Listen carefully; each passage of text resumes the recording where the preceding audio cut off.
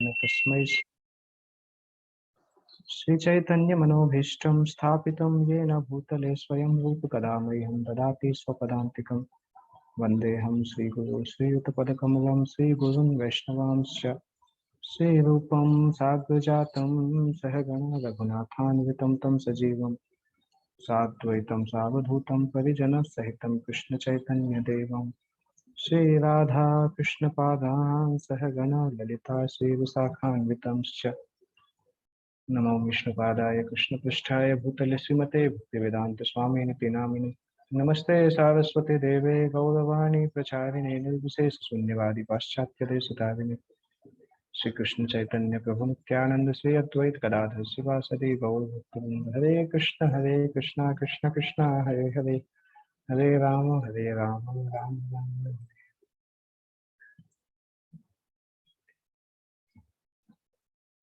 आप सभी का स्वागत है। आज विशेष एकादशी का दिन भी है। आई होप आप सभी ने एकादशी का पालन किया होगा।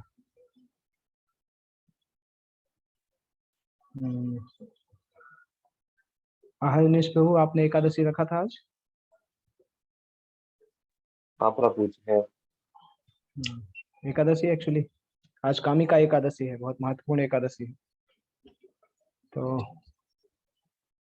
इसलिए मैंने सोचा कि ये टॉपिक लेना चाहिए। और साथ साथ फ्राइडे को एक्चुअली मैं ट्रेन में था, ऑलमोस्ट इसी समय पे मेरी ट्रेन चालू हुई थी। तो मैंने सोचा था ट्रेन में क्लास देना पॉसिबल नहीं होगा सिग्नल्स के कारण, इसलिए फिर मैं सोचा कि अगर फ्राइडे को नहीं हुआ तो संडे को हो सकता है एटलीस्ट। और that's why I chose the topic also like this, कि जिसमें क्योंकि एकादशी को माधव तिथि बोला जाता है। हर माधव तिथि पे भगवान के नाम का बहुत महत्व होता है। तो मैं यही सोचा कि हम कुछ डिस्कस करेंगे भगवान के नाम के बारे में। हालांकि टॉपिक बड़ा है, क्योंकि भगवान के जैसे आपने एक चीज गौर की होगी कि कोई भी ग्रंथ जो होता है ना, जैसे रामायण ग्रंथ है, तो रामायण ग्रंथ में पहले रावण की शक्तियों के बारे में बहुत डिटेल में बताया जाता है कि रावण ने इसको हराया, ये सब कुछ। इसी तरह से आप देखेंगे तो हिरण्यकश्यपु के बारे में बहुत सारा लिखा हुआ है श्रीमद् भागवत के अंदर। तो उसके बाद फिर जब किसी राक्षस के बारे में इतना बताते हैं, उसके बाद जब बताते हैं कि इस राक्षस को भगवान के इस अवतार ने मारा है, तब फिर हमें उस अवतार की शक्ति पता चलती है।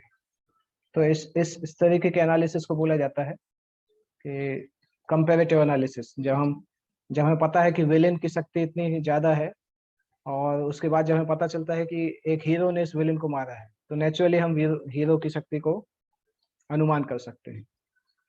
तो इसीलिए शास्त्रों में ऐसा बताया जाता है, पहले विलेन को, इवन मूवीज में भी इस तरह से दिखाया जाता था कि पहले विलेन के बारे में बताते हैं, उसके बाद एक हीरो आता है उसको नाश कर देता है। तो ये सेशन इस तरह से है कि जब हम भगवान के नाम की ग्लोरीज डिस्कस कर रहे हैं, तो नेचुरली हम पहले डिस्कस करेंगे कि संसार की अवस्था कैसी है, तभी हम भगवान के नाम की ग्लोरीज को भी समझ पाएंगे। अदरवाइज हम भगवान के नाम की ग्लोरीज को लाइटली ले सकते हैं। तो इसलिए ये दो थीम है इस टॉपिक की। लेट्स सी हाउ मच हम वहां तक पहुंच पाते हैं, कितना हम डिस्कस कर पाते हैं।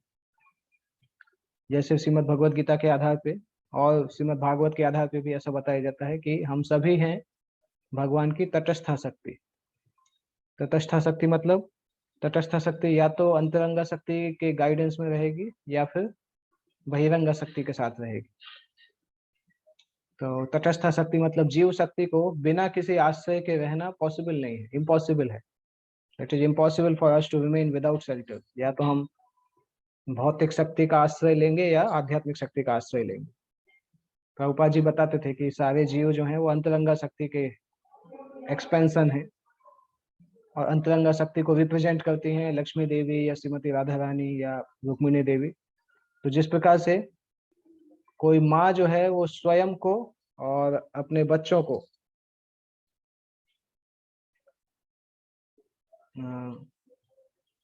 एक्चुअली अदर वे राउंड ऐसा होता है कि जब बच्चे छोटे होते हैं तो माँ और पिता दोनों मिलके बच्चे की सेवा करते हैं, बच्चे की देखभाल करते हैं। बच्चा उनके आश्रय में रहता है। और जब बच्चा बड़ा होता है तो बच्चे से ऐसा एक्सपेक्ट किया जाता है कि वो पिता की सेवा करेगा, माता पिता की सेवा करेगा।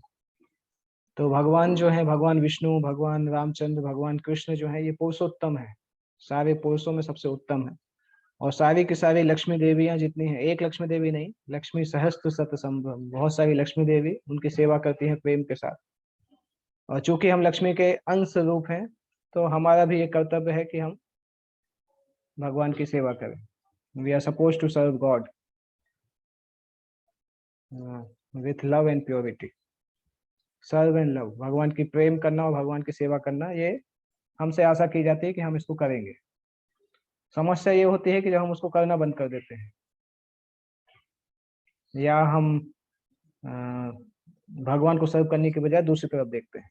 जो पूरी तरह से शुद्ध आत्माएं होती हैं, जो कि आध्यात्मिक संसार में रहती हैं, वो ब्लिसफुली श्रीमती राधा रानी या लक्ष्मी को असिस्ट करती हैं भगवान की सेवा करने के लिए।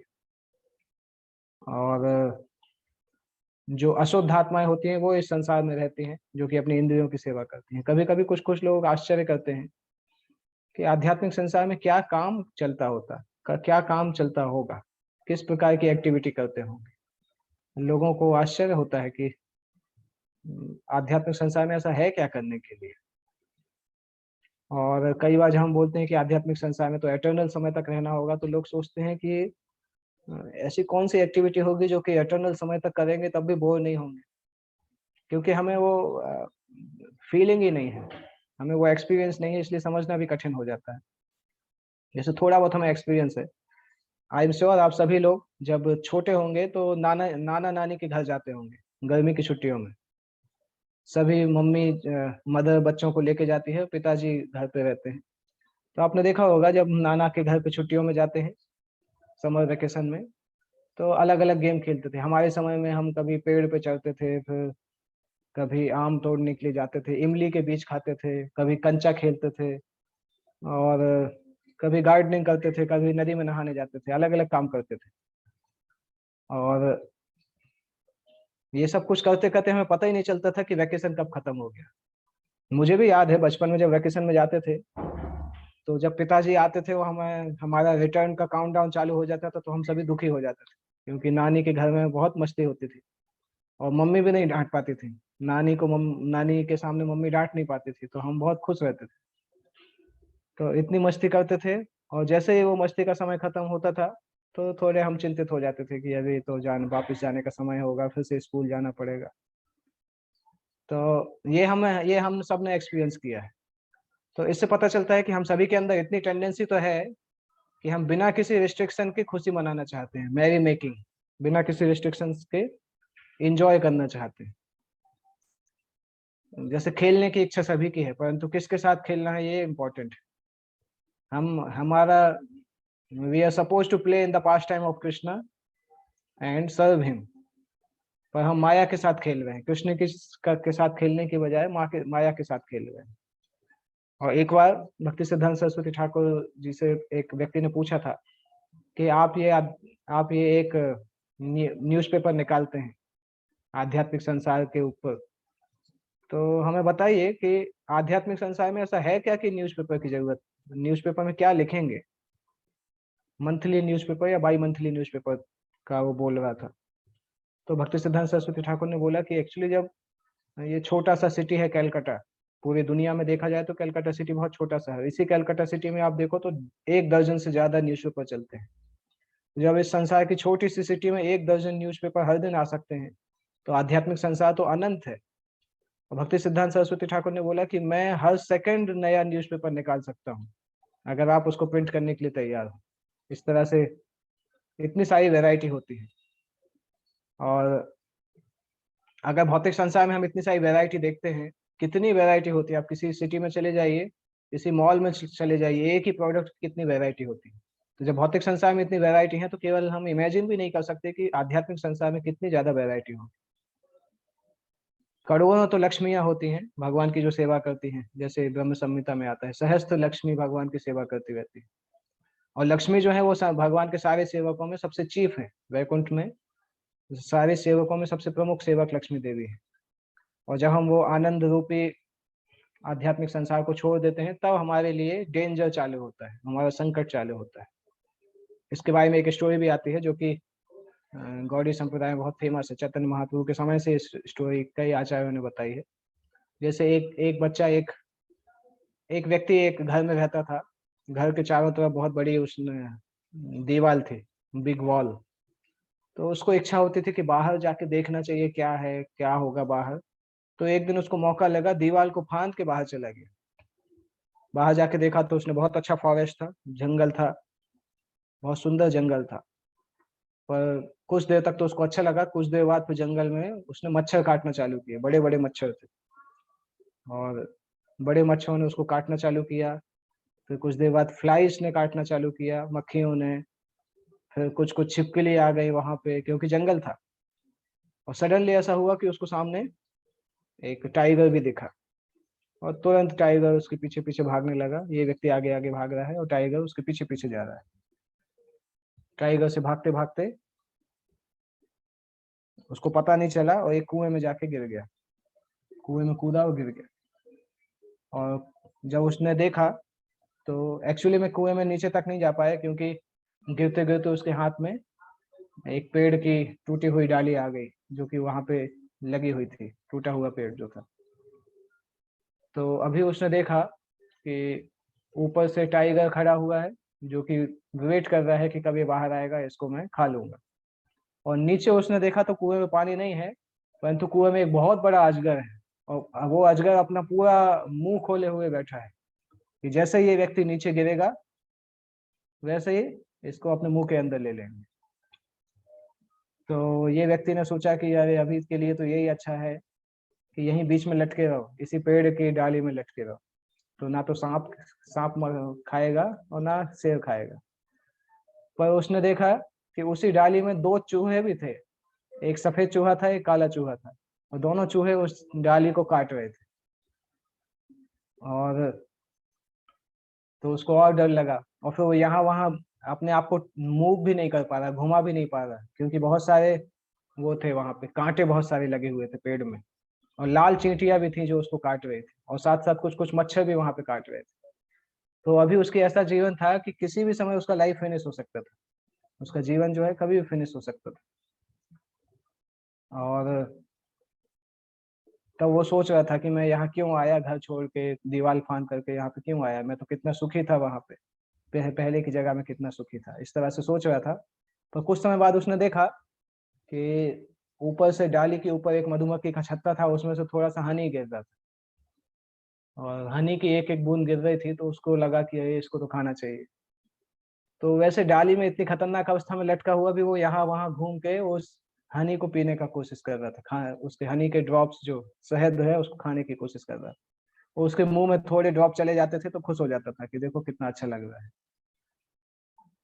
तो महाभारत महाभारत एक्चुअली इस स्टोरी को डिस्क्राइब करती है और इस स्टोरी का परपोर्ट भी बताती है। श्रीमद् भागवतम में 5वें स्कंद में भी इस स्टोरी का एक परपोर्ट आता है।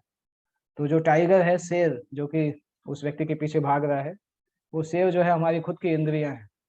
जो इंद्रियां हमारी सारी शक्ति को खत्म कर देती, भोग करते हुए हमारी सारी शक्ति खत्म हो जाती। और साथ साथ दो चूहे जो हैं वो दिन और रात हैं।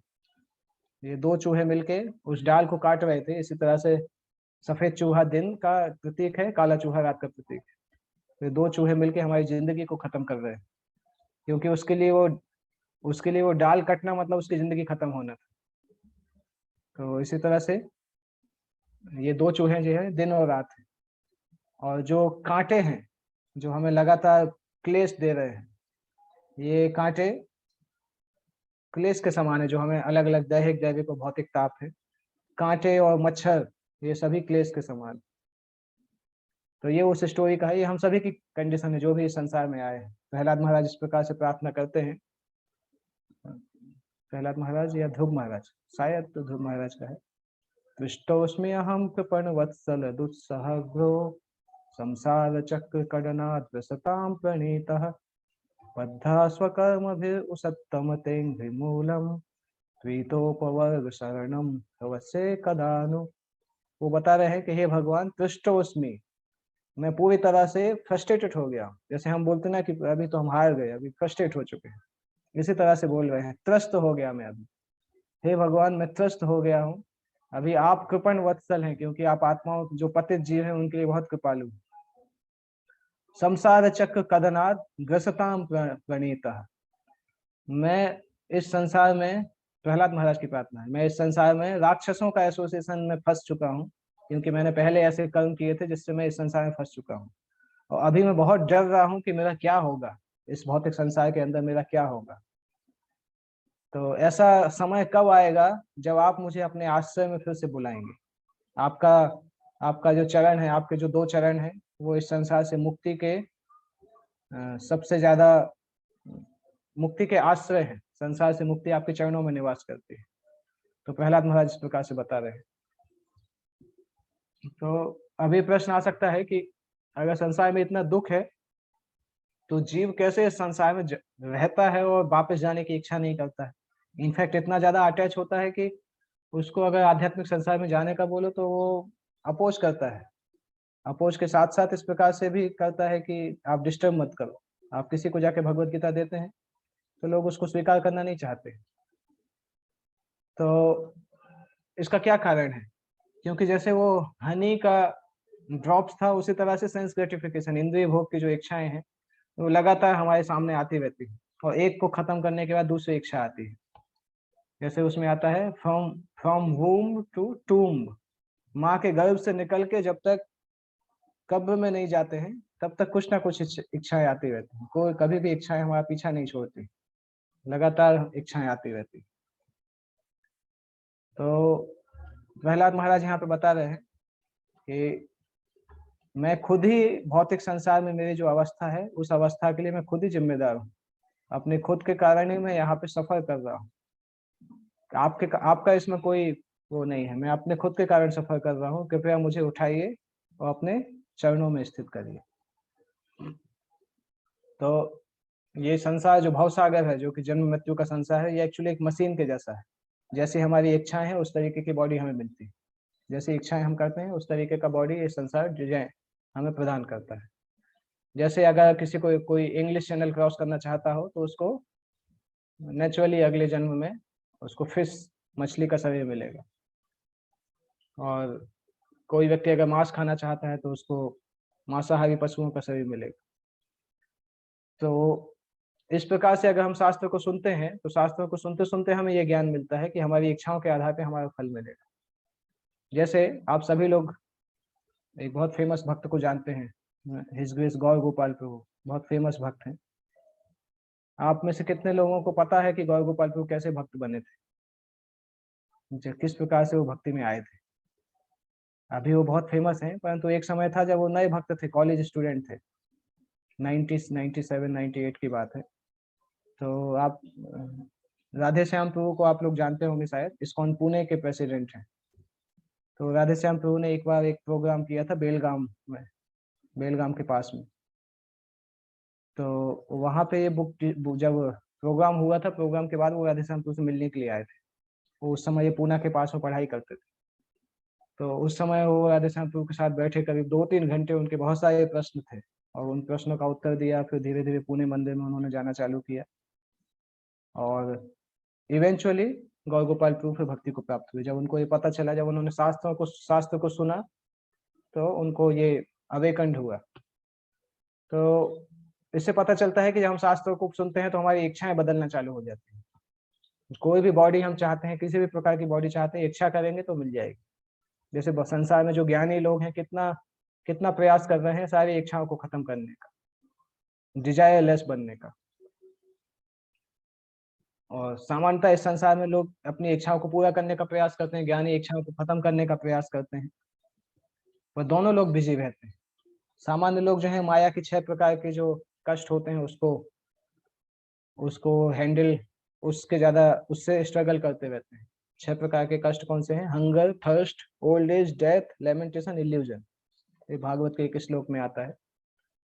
और माया हमें इस प्रकार से ट्रीट करती है जैसे कोई जेल कीपर कैदी को, जो जेल कीपर है वो कैदी को लगातार मारता रहता है। इस प्रकार से माया हमें ट्रीट करती है।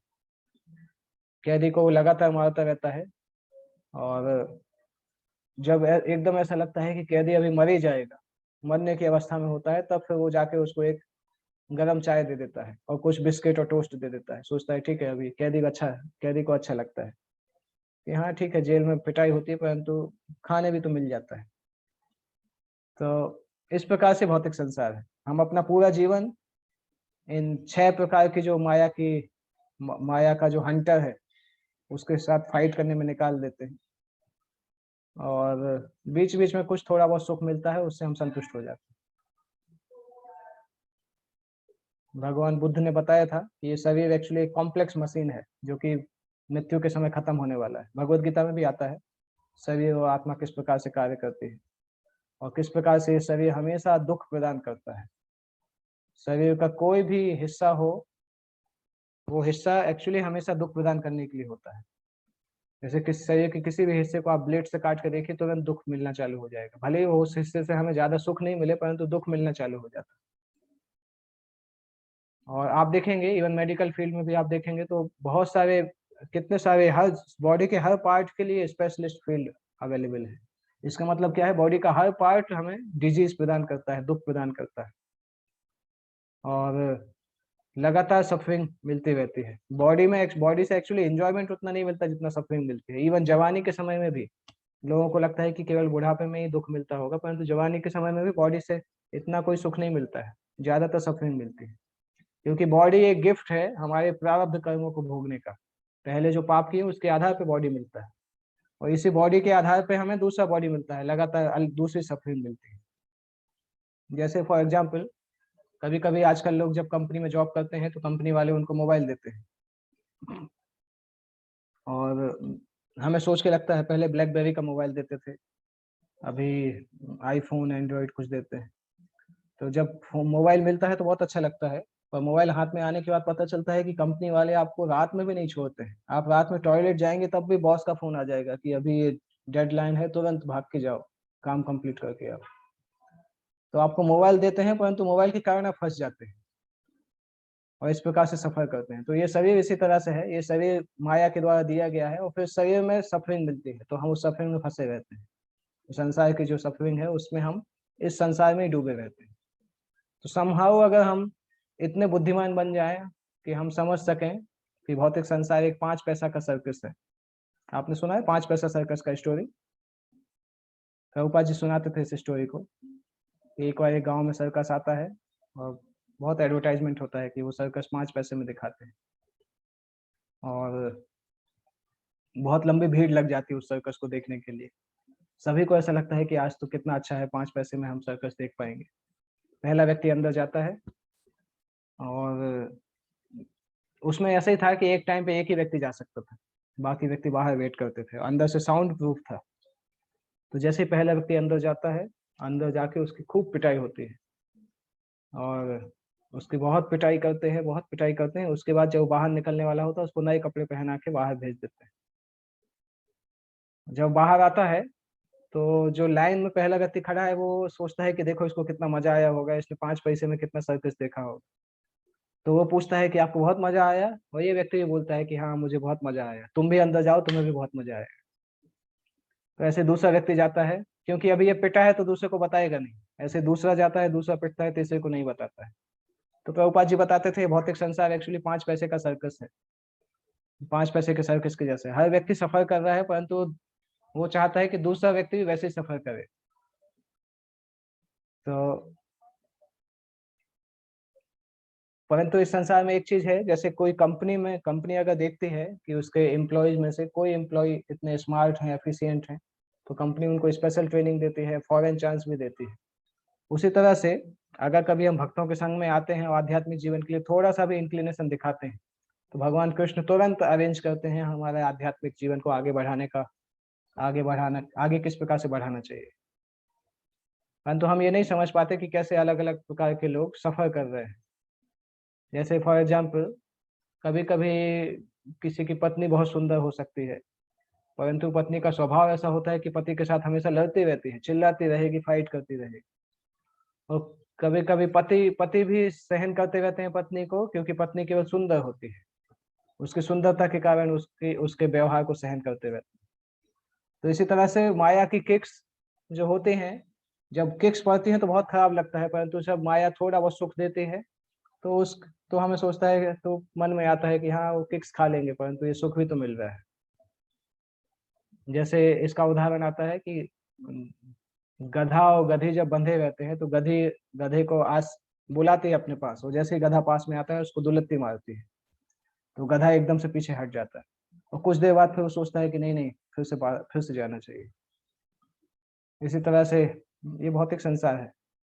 इवन भागवतम बताता है कि नरकस्थोपि देहम वै न पुमांस त्यक्तुम इच्छति।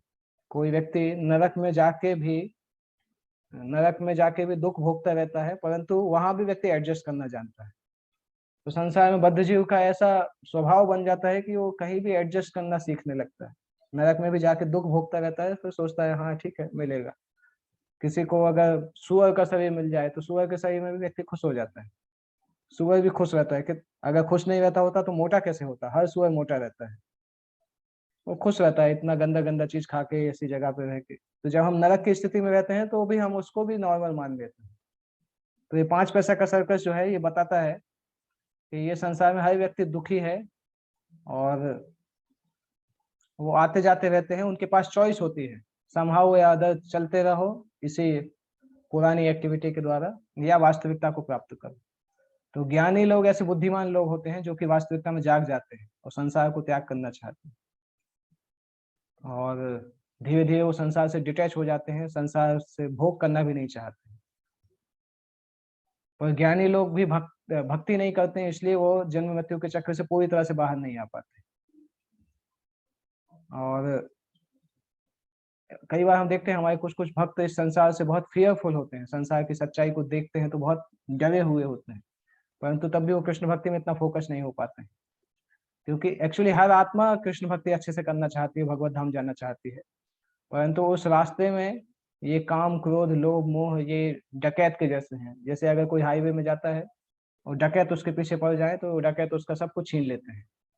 तो इसी प्रकार से हमारी जो इच्छा है, प्योर इच्छा जो है कि हम भगवान के धाम जाना चाहते हैं, ये डकैत उस इच्छा को छीन लेते हैं, और कृष्ण भक्ति करने के लिए हमें कृष्ण भक्ति हम नहीं कर पाते हैं इन डकैत के कारण। तो कभी कभी हाईवे में अगर कभी डकैत आते हैं तो आपने देखा होगा पुलिस हेल्पलाइन का नंबर भी रहता है, तो लोग उस पुलिस हेल्पलाइन में कॉल करते हैं, फिर डकैत को पुलिस पकड़ के ले जाती है। तो इसी प्रकार से ये जो हाईवे है, इसमें पुलिस कौन है, भगवान के भक्त हैं। जब भी हमें अनर्थ परेशान करते हैं, जोर से भगवान के भक्तों का नाम लेना चाहिए, प्रभुपाद का नाम लेना चाहिए, तो अनर्थ परेशान करना बंद हो जाते हैं। शंकराचार्य जी बताते हैं इस प्रकार से कि बद्ध जीव जाग जाओ, ये अनर्थ तुमसे तुम्हारा सब कुछ छीन लेंगे। तो बहुत इंपॉर्टेंट प्रार्थनाएं हैं, कुछ कुछ प्रार्थनाएं जो है जिसमें बताया जाता है कि जब तक हम इस संसार में अटैच रहेंगे तब तक ये 6 प्रकार के डाकू जो है हमारा सारा आध्यात्मिक चीज छीनते जाएंगे। तो प्रभुपाद बोलते हैं कि अगर कोई व्यक्ति भगवत भक्ति में आ जाता है, एक बार प्रारंभ करेगा तो फिर भगवान उसको गाइड करेंगे आगे कैसे ले जाना है। Once begun one is forcibly dragged in Krishna consciousness. हम बहुत लंबे समय पे से सो रहे थे, परंतु भक्त लोग आए और आके हमें बताया जीव जागो जीव जागो, और इस भौतिक संसार से हमें जगाते हैं। और कभी कभी हमने देखा भी है कि इवन अगर कोई बच्चा बच्चा या कोई यूथ जो है ज्वाइन करना भी चाहता है, तब भी माया इतनी डेंजरस है कि उसको डाउट प्रदान करती है। एक बार एक स्टूडेंट इस प्रकार से था, तो बोलता था प्रभु जी मैं ज्वाइन करना तो चाहता हूँ, पर मैं देखता हूँ कि ये एक लड़की मुझे पसंद है, अगर ये मुझसे शादी कर लेगी तब मैं शादी कर लूंगा, अगर इसने मुझे डिच किया तो मैं ज्वाइन कर लूंगा। आप देख सकते हैं माया कितनी खतरनाक है। उसकी इच्छा है ज्वाइन करने की, परंतु वो सोच रहा है कि अभी ये लड़की को देखते हैं, ट्राई करके देखते हैं। तो ये ये इस तरह से माया शक्ति हमें परेशान करती है। मायावादी शून्यवादी ये सारे घोस्ट के जैसे हैं। चैतन्य महाप्रभु बताते हैं इस प्रकार से कि अगर आप सभी दिशाओं में जाएंगे तो आपको अलग अलग वस्तुएं मिलेंगी, परंतु अगर आप ईस्ट में जाएंगे और थोड़ा सा खोदेंगे तो आपको खजाना मिलेगा। ये खजाना क्या है? ये खजाना एक्चुअली भगवान की भक्ति है। और भगवान की भक्ति जो है भगवान के नाम से प्रारंभ होती है। भगवान का नाम उसका मेन मुख्य अंग है भगवत भक्ति का। और भगवान का नाम इतना शक्तिशाली है कि ये हमारे हार्ट को पूरी तरह से क्लीन कर देता है, माइंड को पूरी तरह से क्लीन कर देता है। और भगवान का नाम लेने से अपने आप इतना डिटर्मिनेशन आता है कि उस डिटर्मिनेशन के कारण हम अज्ञान को खत्म कर देते हैं, अज्ञान को जड़ से उखाड़ देते हैं। पाप करने की जो इच्छा है वो भी नाम के ज्यादा जप करने से खत्म हो जाती है। और नाम का जप करते करते हम देखते हैं कि हमारे जीवन में शुभ लक्षण दिखाई देने लगते हैं, क्योंकि जीवन में जो अशुभ लक्षण है वो एक्चुअली अनर्थ के कारण है। हमारा माइंड जो डर्टी है, गंदा है, उसके कारण अनर्थ आते हैं, उसके कारण हम गलत कार्य करते हैं। पर भगवान का नाम लेने से जब मन साफ होने लगता है, अज्ञानता खत्म होने लगती है, पाप की इच्छाएं खत्म होने लगती हैं, तो धीरे धीरे सारे शुभ लक्षण प्रतीत होने लगते हैं और हम बुरे विचारों को दूर फेंक सकते हैं। और धीरे धीरे नाम का जप करते करते हम अपने हृदय में भगवान को स्थापित कर सकते हैं और सारे 6 अनर्थों को खत्म कर सकते हैं। 6 के 6 अनर्थ भगवान के नाम लेने से खत्म हो जाते हैं और भौतिक संसार से अटैचमेंट खत्म हो जाता है, भौतिक इच्छाएं फ्राई हो जाती है। जैसे किसी बीज को अगर आप जला दो, फ्राई कर दो, तो बीज फिर से उगता नहीं है। उसी प्रकार से भौतिक इच्छाओं को टोटल भगवान का नाम लेने से भौतिक इच्छाएं फ्राई हो जाती है। और भगवान का नाम एक साधक को मदद भी करता है क्लियरली ये समझने में कि भगवान कृष्ण कौन है, माया क्या है और किस प्रकार से माया से बचकर कृष्ण की शरण प्राप्त कर सकते हैं। और जैसे जैसे आप हम सभी फील करेंगे इसको, जैसे जैसे आप नाम जब कंटिन्यू करते रहेंगे तो धीरे धीरे भगवान का नाम के बाद उनका रूप, उनके गुण, उनकी लीलाएं धीरे धीरे हमें समझ दिखना चालू होती हैं। और फिर एक समय आता है कि हम अपने स्वरूप को देख पाते हैं, स्वरूप प्रणाली जिसको बोलते हैं। जब हम सिद्ध अवस्था को प्राप्त होते हैं तो अपने स्वरूप को देख पाते हैं और अल्टीमेटली भगवान का नाम हमें गोलोक वृंदावन तक लेके जाता है, भगवान के धाम तक लेके जाता है। तो हम देख सकते हैं कि इस अपने मन की शुद्धता से लेके गोलोक वृंदावन तक का सफर केवल भगवान का नाम लेने से हो जाता है। दैट मीन्स भगवान के नाम में कितनी शक्ति है। अगर कोई व्यक्ति भगवान का नाम जान के लेता है, अनजाने में लेता है, अटेंटिवली लेता है, अनअटेंटिवली लेता है, परंतु नाम अपना कुछ ना कुछ कार्य करेगा। हाँ, अगर आप अटेंटिवली करेंगे, जान के करेंगे, प्रेम से करेंगे तो उसका मैक्सिमम बेनिफिट होता है। तो सामान्यतः इस संसार में कोई व्यक्ति समझ ही नहीं सकता कि भगवान के नाम में कितनी शक्ति है। और इसलिए भक्तों से इस प्रकार से बताया जाता है कि बाकी सारे क्रियाकलापों को छोड़ के भगवान के नाम को श्रद्धा के साथ जप करना चाहिए। जैसे एक हमारे एक आचार्य ने एक नाम के ऊपर पूरा अष्टक भी लिखा है, 8 श्लोक लिखे हैं, नाम अष्टक बोलते हैं उसको। उसका पहला लाइन बहुत अच्छा है, मधुरम मधुरेभ्योपि मंगलेभ्योपि मंगलम, पावनम पावनेभ्योपि हरे नाम एव केवलम। भगवान का नाम जो है मधुरम मधुरेभ्योपि, संसार में जो सबसे मधुर मधुर वस्तु है उससे भी ज्यादा मधुर है।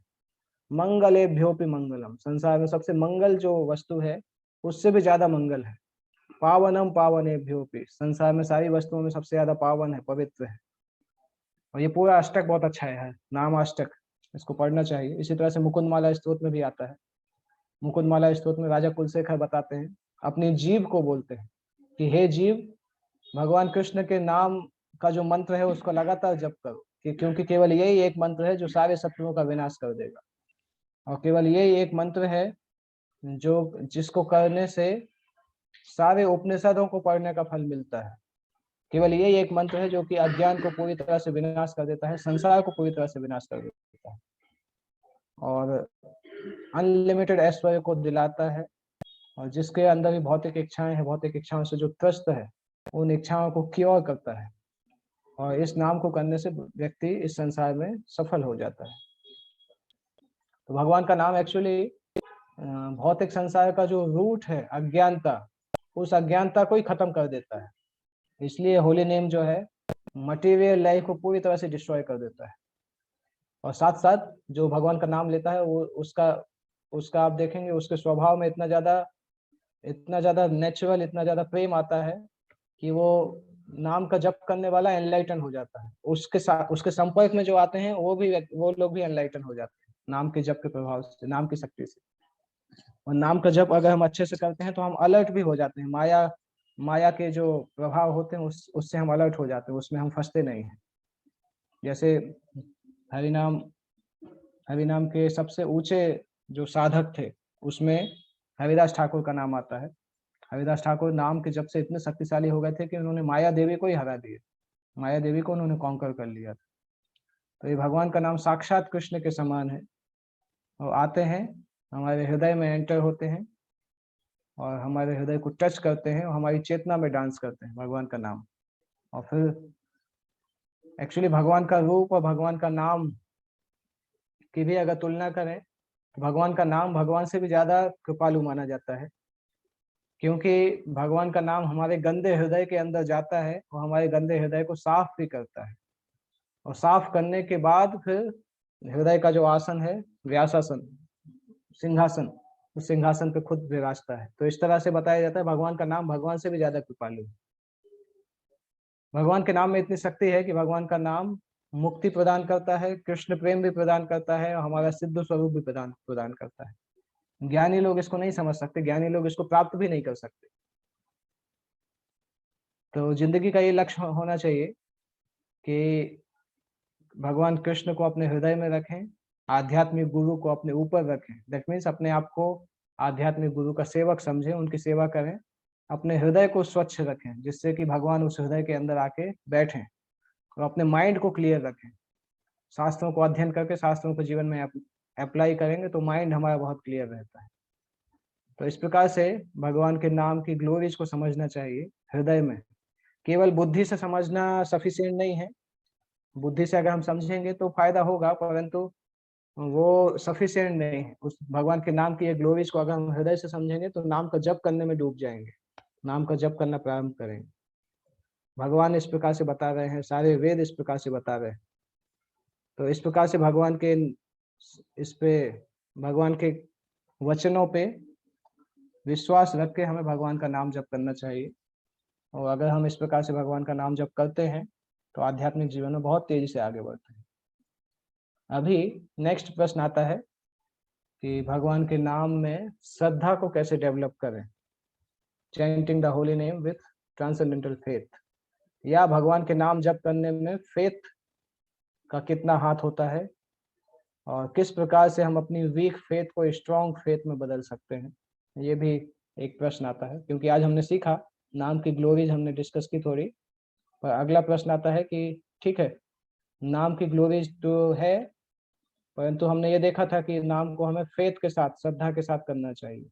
तो इस प्रकार से फेथ कैसे डेवलप करें जिससे कि हम अच्छे से नाम जप कर सकें, या नाम जप करने में फेथ क्यों कितनी इंपॉर्टेंट होती है, जितनी हमारी श्रद्धा होगी उतने अच्छे से हम नाम जप कर पाएंगे। तो ये एक अनदर दूसरा टॉपिक है, importance of faith in chanting the holy name. पिछले 2-3 क्लासेस में हमने 2-3 टॉपिक लिए थे। एक लिया था art of becoming aloof from distraction, distraction से दूर जाके भगवान का नाम करने का प्रयास करना, उसके 2 लेक्चर हमने लिए थे। आज हमने डिस्कस किया भगवान के नाम की ग्लोरीज, और इसके बाद अगला जो टॉपिक है वो आएगा importance of faith in chanting the holy name of the Lord. तो वो हम अगली क्लास में डिस्कस करेंगे, क्योंकि वो टॉपिक अपने आप में एक बड़ा टॉपिक है, उसको डिस्कस करने में समय लगेगा, इसलिए नेक्स्ट क्लास में हम डिस्कस करेंगे। और नेक्स्ट क्लास जो है वो हम फ्राइडे को ही करेंगे, फ्राइडे इवनिंग को, क्योंकि ये क्लास तो मैंने संडे को किया क्योंकि फ्राइडे को हमारा क्लास नहीं हुआ था, इसलिए मैंने संडे को आज ये क्लास किया। और नेक्स्ट वीक फ्राइडे मतलब 29th ऑफ जुलाई को हम शाम को 8 बजे, रात में 8 बजे इस टॉपिक के ऊपर क्लास करेंगे, importance of faith in chanting the holy name of the Lord. तो आप सभी उस क्लास में आइएगा। इसके आगे जहाँ तक हमने डिस्कस किया उसके आगे से हम उस क्लास में डिस्कस करेंगे। तो किसी को कोई प्रश्न पूछना है तो पूछ सकते हैं।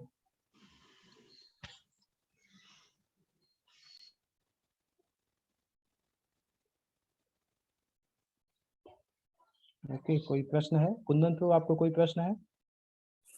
प्रणाम प्रभु। या जयमिन प्रभु, बताइए।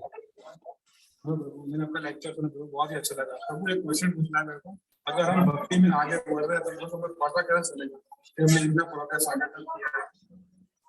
अगर हम भक्ति में आगे बढ़ रहे हैं तो पता कैसे चलेगा कि हम आगे बढ़ रहे हैं? हाँ, प्रोग्रेस कितना हो पा रहा है प्रभु, हमारे कौन कौन से ज्यादा छुट्टी कौन कौन सी नहीं लगी, वो कैसे हमें पता चल सकता है प्रभु? जैसे जब हम भोजन करते हैं ना, हाँ तो भोजन करते समय हम देखते हैं कि हमारी भूख धीरे धीरे मिटने लगती है और शरीर में शक्ति आने लगती है। तो इसी तरह से जब हम भक्ति करते हैं तो एक चीज देखना चाहिए कि भौतिक चीजों को भोग करने की हमारी इच्छा कम हो रही है कि ज्यादा हो रही है। अगर इच्छा कम हो रही है दैट मीन्स भक्ति में प्रगति हो रही है।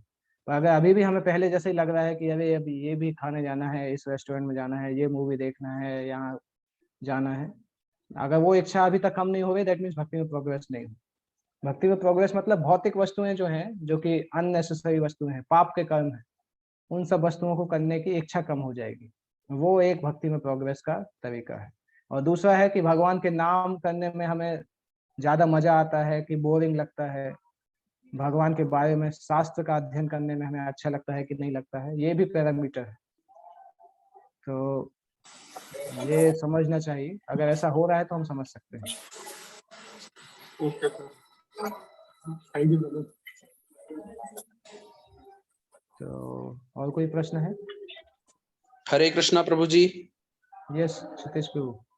जी प्रभु जी, मेरा प्रश्न ये है कि जो हम इस्कॉन में जो बताया जाता है कि 16 राउंड चैंटिंग करनी चाहिए, हाँ, तो प्रभु जी ऐसा क्यों मैंडेटरी है कि हमें 16 राउंड्स ही करना चाहिए? लाइक 20 क्यों नहीं, 15 क्यों नहीं? हाँ, ये मेरा एक्चुअली प्रश्न। शास्त्र में ऐसा लिखा है कि नाम का जप हमेशा करना चाहिए, 24 घंटे करना चाहिए।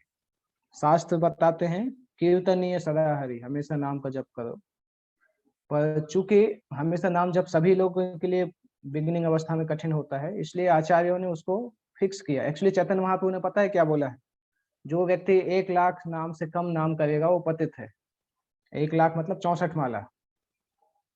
तो चैतन्य महाप्रभु के कैलकुलेशन के हिसाब से तो हम ऑलरेडी पतित हैं।